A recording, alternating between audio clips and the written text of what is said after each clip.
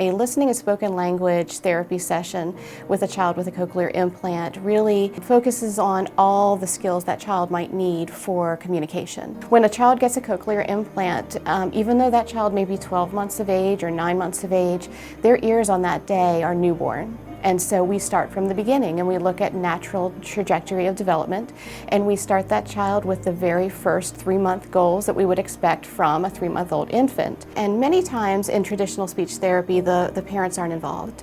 But in a listening and spoken language therapy session, the parents are in the room and actively involved. And it's mostly about working with the parents and giving the parents the skills they need to carry over the objectives once the family gets back home. In doing so, I try to tell families that if we get early intervention, if we have appropriate technology and qualified professionals and a parent who's motivated and dedicated, that child will develop to whatever level he would or she would have developed had she not had a hearing loss.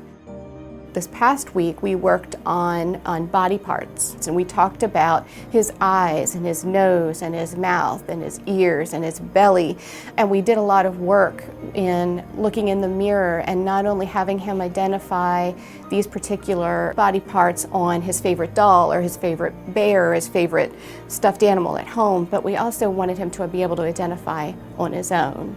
He's an absolute joy to see in therapy because he hears everything, and he's understanding 15 or 20 words at this point at least, and he's saying 8 or 9 words at this point. And his mom always says he talks so much more at home than at therapy. Yesterday, during his session, we started singing the Itsy Bitsy Spider. As soon as he heard it, even with Mom not being in his sight, he put his fingers together like to do the Itsy Bitsy Spider, and I was like, he understands what that is. I love you. I love you.